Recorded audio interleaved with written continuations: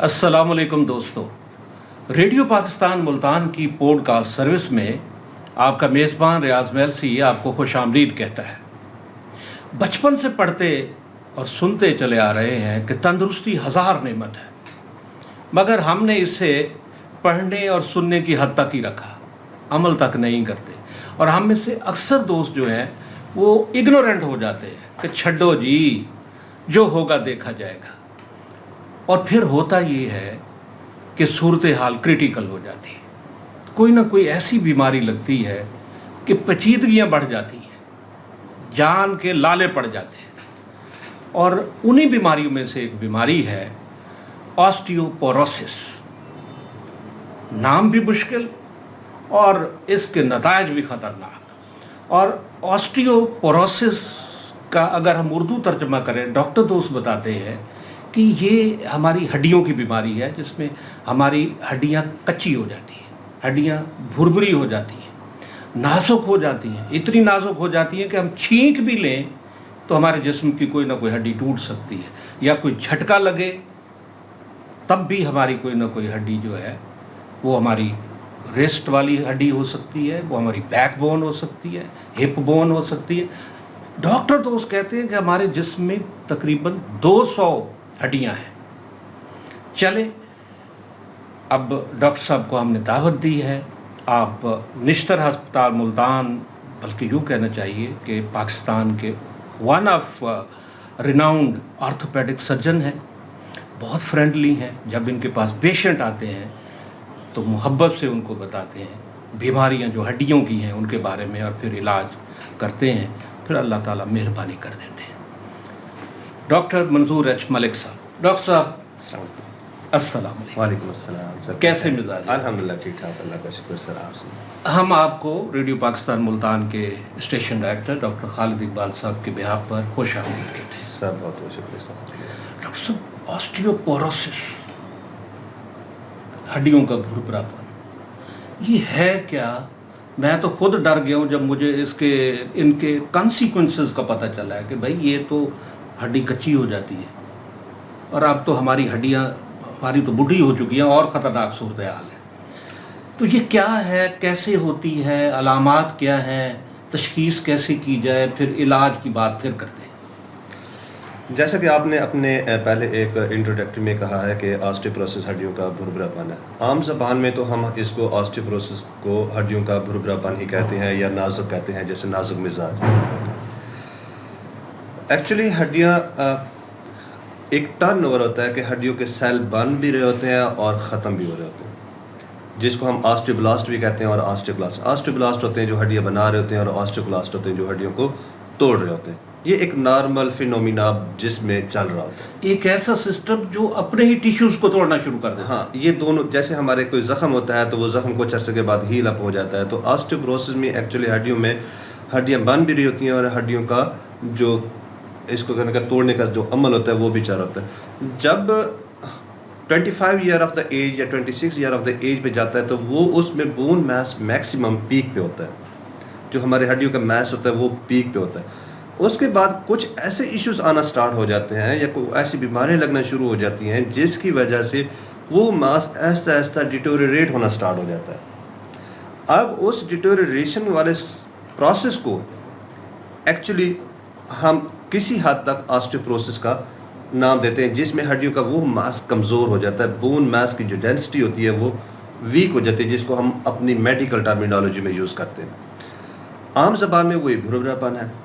जब ये 40 या 45 ईयर ऑफ एज के बाद हम जाते हैं, उसमें एक नॉर्मल फिनोमिना है कि जो ऑस्टियोक्लास्टिक एक्टिविटी होती है, यानी कि हड्डियों को तोड़ने का जो अमल होता है, वह बानिस्बतन हड्डियों के बनाने के अमल को प्रीडोमिनेट कहा जाता है, सही, जिसकी वजह से हड्डियों का टूटने का अमल ज़्यादा हो जाता है और बनने का अमल उससे थोड़ा पीछे रह जाता है, यानी कि तोड़ने के अमल की स्पीड अप ज़्यादा हो जाती है, डिस्ट्रक्शन ज़्यादा हो जाती है, डिस्ट्रक्शन ज़्यादा हो जाती है, और उसकी जो प्रोडक्शन है ना वो कंपैरेटिवली कम हो जाती है, जिसकी वजह से ऑस्टियोपोरोसिस डेवलप होती है।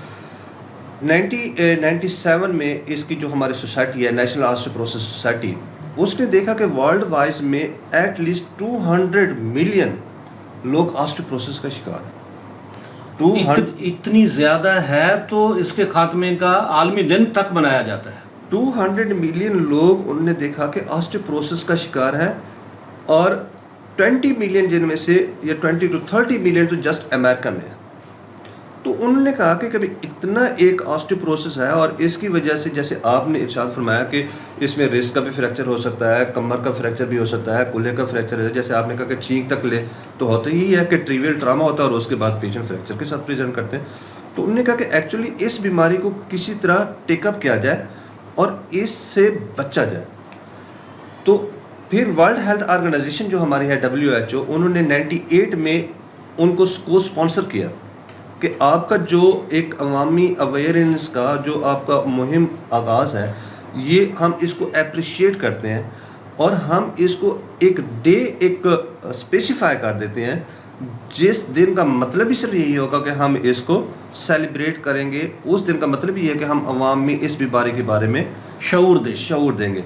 और उसी दिन पे आज 20 अक्टूबर है, और उसी दिन पे हम आपके साथ रेडियो पाकिस्तान के तवज्जो से हम आपका शुक्रिया भी अदा करते हैं। तो हम यहाँ पे बैठे एक ऑस्टियोपोरोसिस डे सेलिब्रेट भी करें, और उसका मतलब अवाम में इस बीमारी के बारे में शऊर देना।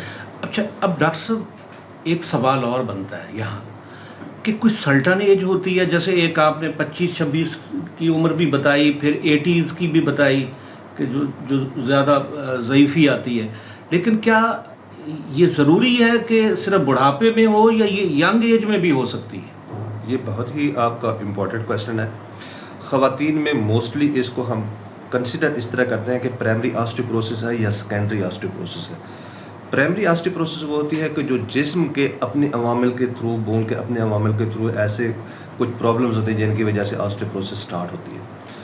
अब जब 40 साल की उम्र से 50 साल की उम्र से हम आगे जाना स्टार्ट करते हैं, तो उसमें हमारी ऑस्टियोपोरोसिस प्राइमरी काज की वजह से होती है, एक नेचुरल प्रोसेस की वजह से होती है, जो हड्डियाँ थोड़ी थोड़ी कमज़ोर होना स्टार्ट होती हैं। लेकिन ये कोई ज़रूरी नहीं है कि ये सिर्फ 40 या 50 साल की उम्र के बाद हो, ये किसी भी एज ग्रुप में हो सकती है। लेकिन एज ग्रुप में उस सूरत में हो सकती है जब कोई और बीमारियां साथ लग जाएं। जैसे अगर कोई ऐसा पेशेंट है जिसको गंठिया की बीमारी है, या कोई ऐसा पेशेंट है जिसको गुर्दों की बीमारी है, या कोई ऐसा पेशेंट है जिसको लीवर की बीमारी है, या कोई ऐसा पेशेंट है जो हकीम की मेडिकेशन बहुत ज़्यादा इस्तेमाल कर रहा है, जैसे स्टेरॉइड बहुत ज़्यादा इस्तेमाल कर रहा है, वो अनड्यू ले रहा है या किसी स्पेसिफाइड रीज़न की वजह से ले रहा है, तो उसमें कोई भी एज लिमिट नहीं है। अगर आप स्टेरॉइड एक्सेस ले रहे हैं, आपको किसी डॉक्टर ने प्रिस्क्राइब भी नहीं की कोई मेडिकेशन, वो आप अपने जनरल वीकनेस की वजह से आप कहते हैं कि मुझे कमज़ोरी है, और आप कहीं से भी जाकर कोई मेडिसिन लेते, वो कहते हैं कि ये सप्लीमेंट आप खा लें और आपकी जान बन जाएगी। उसमें अगर स्टेरॉइड है तो वो आपको ऑस्टियोपोरोसिस करवा देगा। डॉक्टर साहब, एक आम तासुर पाया जाता है, और एक तहकीक से भी ये बात साबित हुई है कि हमारी जो बहनें हैं, ख़वातीन हैं, उनमें मर्दों की निस्बत ये बीमारी ज़्यादा है। बिल्कुल एग्जैक्टली, क्योंकि उसमें रीज़न है कि जब पोस्ट मेनोपॉज़ल फेज़ में जाते हैं, जैसे जब माहवारी ख़त्म होती है, तो उसमें इसका रिस्क बढ़ना शुरू हो जाता है, क्योंकि हमारी बॉडी के अंदर एक बैलेंस सिस्टम चल रहा होता है, एक रेगुलेटरी सिस्टम चल रहा होता है। ख़वातीन में हार्मोनल चेंजेस आना स्टार्ट हो जाती हैं। वो हार्मोनल चेंजेस एक्चुअली जब एस्ट्रोजन या प्रोजेस्टेरॉन जो हार्मोन्स हैं जो कि मेंस्ट्रुएशन के दौरान होते हैं, वो हमारी बोन की हेल्थ को रेगुलेट कर रहे होते हैं। जब 40 या 50 साल की उम्र से अबव चले जाते हैं, जब पोस्ट मेनोपॉज़ल फेज आ जाती है, तो वो सिस्टम जो रेगुलेट कर रहा है वो तो हमारा ख़त्म हो गया। जब ख़त्म हो गया तो वो हड्डियों को उस तरह बैलेंस रेगुलेट नहीं कर सकता, जिसकी वजह से ऑस्टियोपोरोसिस होना स्टार्ट हो जाती है। डॉक्टर साहब, खुदा ना खास्ता अगर ये हो जाती है बीमारी, ऑस्टियोपोरोसिस जो बीमारी है, ये लाग हो जाती है किसी भी हमारे बहन भाई को, फिर इलाज किस तरह किया जाए? इसका इलाज मुमकिन है? आप जैसे आर्थोपेडिक सर्जन के पास तो यकीनन होना चाहिए। एग्जैक्टली, किसी भी एज ग्रुप में ऑस्टियोपोरोसिस हो जाए, उसका इलाज बिल्कुल मुमकिन है। लेकिन मैं इलाज बताने से पहले इसकी एहतियात बताना पसंद करूँगा, क्योंकि जो हमारे मुशाहिदे में आया है वो सबसे ज़्यादा तो इसके रिस्क फैक्टर को पहले देखा जाए कि ऑस्टियोपोरोसिस हो क्यों रही है। मेडिकेशन तो बाद में लेना, जो हमारे रिस्क फैक्टर उनको तो हम कम करें। जैसे आजकल की पॉपुलेशन में सीडेंटरी लाइफस्टाइल बहुत ज़्यादा है। जब आप हड्डी को स्ट्रेस ही नहीं देंगे آپ سارا دن لیٹے رہیں گے تو اس میں آپ کی ہڈیاں ایکچولی کمزور ہونا ہی سٹارٹ ہو جاتی ہیں. آپ سموکنگ کریں, آپ الکوہل لیں, آپ دودھ, calcium, vitamin D, balance diet نہ لیں, آپ ایکسرسائز نہ کریں, آپ کو ڈیفرنٹ بیماریاں اگر خدا نخواستہ لاحق ہو گئی ہیں, آپ ان کی میڈیکیشن نہ لیں, آپ انڈیو میڈیسن لینا سٹارٹ کر دیں, تو اس کی وجہ سے تو آسٹیوپروسس فاسٹ تو یہی ہے کہ آپ کی جو عوامل اس بیماری کو شروع کروانے میں اپنا اہم کردار ادا کر رہے ہیں, سب سے پہلے تو ہمیں ان کو سٹاپ کرنا چاہیے. اگر آپ کا سیڈنٹری لائف سٹائل ہے تو آپ اپنے لائف سٹائل کو بہتر کریں, آپ ایکسرسائز کریں. آپ اگر سموکر ہیں تو آپ اپنے سموکنگ کو omit کریں کہ یہ آپ کی واسکولر بھی, یعنی کہ خون کی رگوں کو بھی, دل کی تکلیف کو بھی اور ہڈیوں کی تکلیف کو پروموٹ کر رہی ہوتی ہے. یہ ساتھ ساتھ تمام دوست دیکھ بھی رہے ہیں اور سن بھی رہے ہیں, تو سموکنگ جو ہے یہ بھی بہت خطرناک ہے. بالکل ایگزیکٹلی. ہم نے تو اپنے ہاتھوں سے انفارچونیٹلی سموکنگ کی وجہ سے ہاتھوں کے بھی اور پاؤں کو بھی ایمپوٹیشنز کی ہیں, مطلب کاٹا ہے, کیونکہ ان کی وجہ سے خون کی رگیں بند ہو جاتی ہیں اور آگے گلنے سڑنے کا عمل شروع ہو جاتا ہے اور بلیک ہو جاتے ہیں, جن کو ہمیں کاٹنا پڑ سکتا ہے. ابھی ڈاکٹر صاحب آپ نے احتیاطی تدابیر بتاتے ہوئے کیلشیم کا بھی ذکر کیا, تو کیلشیم کتنا اہم رول پلے کر سکتی ہے اس بیماری سے بچنے کے لیے؟ سب سے امپورٹنٹ جو چیز ہوتی ہے آسٹیوپروسس میں وہ کیلشیم اور فاسفیٹ ہوتی ہے. اکثر لوگ یہ سمجھتے ہیں کہ ہمیں وٹامن ڈی لینی چاہیے. وٹامن ڈی ایکچولی کیلشیم اور فاسفیٹ کی ایبزارپشن کو انہانس کرنے کے طور پہ ایکٹ کر رہی ہوتی ہے. ہم وٹامن ڈی اس لیے رہے ہوتے ہیں, اگر کوئی پیشنٹ جس میں کیلشیم ڈیفیشنٹ ہے یا فاسفیٹ کی ڈیفیشنسی ہے, وہ اکیلی وٹامن ڈی لیتا رہے تو اس کا کوئی بھی بینیفٹ نہیں ہے. ٹھیک ہے, وہ الٹا آپ کے لیے ایک پرابلم ہوگی. وٹامن ڈی تو ایز اے وہ فیکٹر یوز کر رہا ہوتا ہے جو کہ کیلشیم اور فاسفیٹ کی ایبزارپشن بون میں زیادہ کرواتا ہے اور بون کے میس کو اچھا بنانے میں اپنا کردار ادا کر رہا ہوتا ہے. کیلشیم بہت ہی امپورٹنٹ مائکرو اسٹرکچر جو بون کا ہوتا ہے اس میں کیلشیم کا بہت امپورٹنٹ رول ہے. فوڈ کیسی لینی چاہیے؟ کچھ ڈاکٹر آپ جیسے جو ماہرین ہیں بتاتے ہیں کہ کوئی فیٹی فش کے بھی فائدے ہو سکتے ہیں, ایگز کے بھی فائدے ہو سکتے ہیں. باقی خوراک تو آپ ہمیں بتائیں گے. کچھ تو معلوم ہے ہمیں, کچھ نہیں معلوم ہمیں. ایکچولی ہم جو دیکھ رہے ہوتے ہیں ان میں ہڈیوں کی طاقت کے لیے سب سے بہتر وہ فوڈ پسند کرنی چاہیے جس میں کیلشیم اور فاسفیٹ اور وٹامن ڈی کا لیول اچھا ہو. ہم سمجھتے ہیں کہ دودھ جو ہے ہڈیوں کے لیے سب سے بہترین غذا ہے, اور باقی پروٹین ڈائٹس اچھی لینی چاہیے. فیٹ کو اوائڈ کرنا چاہیے, زیادہ تر ہائی پروٹین ڈائٹس لینی چاہیے. اور کیلشیم اور وٹامن ڈی جیسے دہی ہے, یوگرٹ ہے یا ملک ہے, یہ وہ سپلیمنٹس ہیں یا وہ نیچرل فوڈز ہیں جو کہ ہماری ہڈیوں کی تندرستی میں بڑا امپورٹنٹ پلے رول کرتے ہیں. اب ڈاکٹر صاحب علاج خدا نہ خواستہ ہو گیا ہے, سموکنگ لوگ کرتے رہے, سستی کرتے رہے, ایکسرسائز کی نہیں, واک کی نہیں, ہڈیوں پہ آزمائش ڈالی نہیں, پریکٹس میں نہیں رہے, آؤٹ آف پریکٹس ہو گئے ہیں. ریٹائرمنٹ جو دوست ہیں وہ تو لینڈ کر کے پڑے ہوتے ہیں نا, یہ فوکر تیاروں کی طرح, پھر کہتے ہیں جی اب ہم سے چلا نہیں جاتا, ہڈی ٹوٹ گئی, فریکچر ہو گیا. اب علاج کیا ہو؟ آسٹیوپروسس کو ہم دیکھتے ہیں, علاج کے لیے دو چیزیں ہم دیکھ رہے ہیں کہ ایکچولی ہم مریض ہمارے پاس کس وجہ سے پریزنٹ کر رہے ہیں. بعض اوقات مریض جسٹ پین کے لیے پریزنٹ کر رہا ہوتا ہے, وہ ہم دیکھتے ہیں ایکچولی اسپائن کا پین ہے, وہ کہتے ہیں کہ موروں کا درد ہے, وہ ہم ایکس رے کرواتے ہیں تو ہڈیاں کمزور ہوتی ہیں, ویک ہوتی ہیں, جس کو ہم آسٹیوپروسس لیبل کر دیتے ہیں. تو اس طرح کے پیشنٹس میں تو ہم میڈیکیشنس ان کو دیتے ہیں. اس میں میڈیکیشنس ڈفرینٹ ہے, یہ تو ساتھ سپلیمنٹ کیلشیم وٹامن ڈی تو دیتی ہی ہیں, ان کے لیے بیس فاسفونیٹ ہیں یا ٹیریپیراٹائڈس میڈیکیشن ہوتے ہیں. اس میں کھانے والی دوائیاں بھی ہوتی ہیں یا انجیکشن کے ذریعے بھی ہم ایئرلی اس کو پریونٹ کرنے کے لیے انجیکشن بھی لگاتے ہیں, وہ بھی ہو سکتے ہیں. یا پھر یہ ہم دیکھتے ہیں کہ آیا کہ پیشنٹ ہمارے پاس پریزنٹ ہوا ہے, جیسے آپ نے شروع میں بتایا یا میں نے بھی بتایا کہ سب سے زیادہ جیسے 7 لاکھ فریکچر کے ساتھ لوگ پریزنٹ کرتے ہیں, ان کو کوئی نہیں پتا ہوتا کہ ان کے اندر کیا چل رہا ہے. واش روم میں گیا, سلپ ہوئے اور ہڈی ٹوٹ گئی, کوئی چھوٹا سا جھٹکا لگا اور ہڈی کے فریکچر کے ساتھ آ جاتے ہیں. سب سے زیادہ اسپائن کے فریکچر کے ساتھ آتے ہیں, اور اس کے بعد ہپ کے فریکچر موسٹ کامن ہے. اب اس طرح کے اگر پیشنٹس آ جاتے ہیں تو ان میں پھر ہم نے سرجری بھی ڈیل کرنی ہوتی ہے اور ان کو میڈیسن سے بھی ہم نے ڈیل کرنا ہوتا ہے.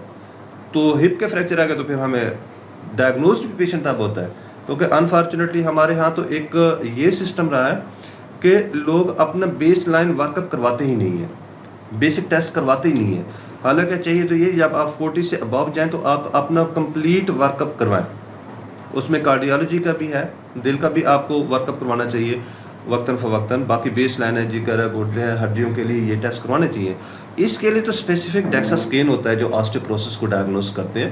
انفارچونیٹلی جب ہم اپنی بیس لائن سمپل کہ کان کا ٹیسٹ بھی ہم نہیں کرواتے ہماری پاپولیشن, تو ڈیکسا اسکین کا تو اویئرنیس ہی نہیں ہے. اس دن کا مقصد ہی یہی تھا کہ ہم لوگوں میں ایک اویئرنیس دیں کہ ہم اس بیماری سے جو ایک خدا نہ خواستہ ایک سائلنٹ کلر کے طور پہ ہمارے اندر چل رہی ہے, اور ہمیں کوئی چھوٹا سا جھٹکا لگے گا اور فریکچر کے ساتھ ہم ہاسپٹلائز ہو جائیں گے. صرف ہم ہی ہاسپٹلائز نہیں ہوں گے, ہمارے ٹوٹل فیملی ڈسٹرب ہو جائے گی, ڈیپینڈنسی ہو جائے گی. آپ 6 سے 8 مہینے یا سال کے لیے آپ بیڈ ریڈن ہو جائیں گے. تو اس کنڈیشن سے بچنے کے لیے ہم اپنے سٹائل کو بہتر بنائیں گے, ہم میڈیکیشن لیں گے. اس کو ڈائگنوز کرنے کے لیے ہم وقتاً فوقتاً اپنا ایکس رے ہے ڈاکٹر سے کنسلٹ کریں گے. تو یہ تو چیزیں ہمارے ہاں ہیں نہیں. اچھا, اب سرجری کا مرحلہ آ جاتا ہے اور آپ ممتاز سرجن ہیں ہمارے ملتان کے ماشاءاللہ. تو ورلڈ اوور بڑی ٹیکنالوجی اور جو ایڈوانس ڈیولپمنٹ ہو رہی ہے سرجری میں, کیا اس سے بھی ہم استفادہ کر رہے ہیں؟ جیسے روبوٹک, آپ لوگوں کا ایک مطالبہ نشتر والے ڈاکٹرز کا, سرجنز کا یہ بھی ہے کہ روبوٹک جو سرجری ہے اس کی بھی ہمیں سہولت ملنی چاہیے, یا 3D پرنٹنگ ہے, یا وہ ایڈوانس امیجنگ ہے. تو کیا ہمارے ہاں یہ سہولیات ابھی شروع ہوئی ہیں یا ابھی شروع ہونا باقی ہے؟ دیکھیں, government of Pakistan Nishtar hospital Multan میں جتنے ان کے پاس ریسورسز ہیں, آئی تھنک اس میں وہ بہت کوپریٹ کر رہی ہے. ہمارے پاس جو امیجنگ ٹیکنالوجی کہہ رہے تھے کہ ہمارے پاس آرتھو میں اس وقت 4 آپریشن تھیٹر ہیں, جن میں سے 2 آپریشن تھیٹر میں ہمارے پاس امیج اویلیبل ہے. ایون کہ ابھی ریسنٹلی انہوں نے ہمیں ایمرجنسی طور پہ بھی انہیں امیج دیا ہے. اس میں ہوتا یہ ہے کہ جب ہم آپریٹ کر رہے ہوتے ہیں تو ہم کیمرے کے ذریعے دیکھ رہے ہوتے ہیں کہ ہم نے پلیٹ کہاں پہ لگانی ہے, اسکرو کی پوزیشن کیا ہے, ہڈی کی ڈیٹیکشن ہو گئی ہے یا نہیں. تو یہ چیزیں ہمارے نشتر ہاسپٹل میں ایون کہ اب ایمرجنسی میں بھی اویلیبل ہیں. دوسری ہماری جو آپ روبوٹک کی بات کر رہے تھے, روبوٹک ابھی پاکستان میں جنرل سرجری کا جو سیگمنٹ ہے جن کے پتے کے آپریشن کرنے ہیں, اس کے لیے تو ابھی اویلیبلٹی ہوئی ہے. گال بلیڈر کے لیے ان کے لیے تو اویلیبلٹی ہوئی ہے, اور وہ اس پہ ٹرائل بیسس پہ ابھی کر بھی رہے ہیں. لیکن ہماری آرتھوپیڈک میں پاکستان میں نہیں ہے, لیکن ترکی میں اویلیبل ہے. وہاں پہ ایون کے روبوٹک آرتھوسکوپیز بھی انہوں نے کی ہیں. باقی آرتھوسکوپی ہمارے جیسے آپ نے کہا کہ نشتر میں فیسلٹیز کیا ہیں. نشتر میں اب کیمرے کے ذریعے جو ہم پٹھوں کا آپریشن کرتے ہیں, آرتھوسکوپ جس کو ہم بولتے ہیں, جوڑوں کا معائنہ کرتے ہیں, وہ بھی الحمدللہ اب ہمارے پاس اویلیبل ہے, اور ہم روٹین میں یہ پروسیس کر بھی رہے ہیں. ماشاءاللہ ماشاءاللہ. ڈاکٹر صاحب, یہ ایک تو سینئر آپ کے پاس پیشنٹس آتے ہوں گے جو بزرگ ضعیف ہیں, ینگ لوگ بھی آ رہے ہیں, مگر جو ہمارے ننھے منھے پیشنٹ ہوتے ہیں, بچے ہوتے ہیں, ان کے ٹیڑھے میڑھے پاؤں, ٹیڑھے ہاتھ مڑے ہوئے, تو ان میں بھی یہ جو بیماری ہے آسٹیوپوروسس کے چانسز ہوتے ہیں؟ دیکھیں, یہ بچوں میں آسٹیوپوروسس کے سچ چانسز نہیں ہوتے. جیسے میں نے شروع میں بتایا, وہ جو ٹیڑھے پاؤں ہوتے ہیں ان کے کازز ہی ٹوٹلی ڈیفرنٹ ہے. ایک تو اس کو ہم کلب فٹ بولتے ہیں. جو کلب فٹ ہے وہ ٹوٹلی 100% ٹریٹیبل کاز ہے, 100% with out any surgery. Minor سا اگر بعض اوقات اس کو ہم ٹیناٹمی بولتے ہیں, چھوٹا سا کٹ لگا کے پٹھے پاؤں کو اوپر اٹھانا ہوتا ہے, وہ شاید کرنا پڑے. لیکن اس کے بارے میں ایک بڑی اویئرنیس ہونی چاہیے. ہمارے ہاں لوگ کلب فٹ کو, ٹیڑھے پاؤں کو ٹریٹ کرواتے نہیں ہیں. اگر انیشیل فیسز میں بلو دا ایج آف 6 months یا 1 year اگر اس کو ڈاکٹر کے پاس لے کے جائیں اور اس کے پلسٹر کروانا شروع کروا دیں تو اسے 100% ٹریٹیبل ہو سکتی ہے. لیکن آسٹیوپروسس بچوں میں انلیس انٹل کوئی ادر کاز نہ ہو تو ویسے کامن نہیں ہے. ڈاکٹر صاحب, آپ سے مل کے بہت اچھا لگا, اور خاص طور پہ اتنا سمارٹ, بیوٹیفل اور فلی فٹ سرجن اگر ہو تو مریض آئے گا, مل کے ہی آدھا تو وہ ٹھیک ہو جائے گا. پھر جو آپ چہرے پہ ایک پر اسرار مسکراہٹ رکھتے ہیں اس کا بھی یقیناً اثر ہوتا ہوگا. بالکل, پیشنٹ کا جو فرسٹ امپریشن ہوتا ہے, پیشنٹ ٹو ڈاکٹر جو کوآرڈینیشن ہوتا ہے, جب انٹریکشن ہوتا ہے, تو بہت سارے پیشنٹس ہمیں بھی کہتے ہیں کہ آپ جتنا سکون سے پیشنٹ کو لسن کرتے ہیں تو ہماری آدھی تکالیف تو ویسے ہی ختم ہو جاتی ہیں. اس میں ایک 100% ریالٹی بھی ہے. اور باقی اللہ تعالیٰ کا لاکھ لاکھ شکر ہے کہ اس طرح کے ہیں. وقت کے ساتھ انسان ویسے تبدیل ہوتے ہیں، لیکن دعا کرتے ہیں کہ اللہ تعالیٰ ہمیں ایسے ہی رکھے اور اس میں تبدیل نہ ہو. صبح سے میں تھوڑا سا ڈاؤن تھا، مگر ڈاکٹر صاحب آپ سے مل کے میں بھی سپر ہو گیا. اللہ آپ کو سلامت رکھے اور اسی طرح آپ دکھی انسانیت کی خدمت کرتے رہیں. تھینک یو سو مچ سر. اللہ کریں. دوستو اسی پر آج کی پوڈ کاسٹ سروس مکمل ہوتی ہے. ہمارے آئی ٹی ٹیم کے امپورٹنٹ ممبر رئیس عباس کے ساتھ آپ کا میزبان ریاض میلسی آپ سے اجازت چاہتا ہے. پھر کسی اگلی پوڈ کاسٹ سروس میں ہم آپ کو نئی مہمان شخصیت کے ساتھ پھر ویلکم کہیں گے. تب تک کے لیے اجازت دیجیے. اللہ حافظ.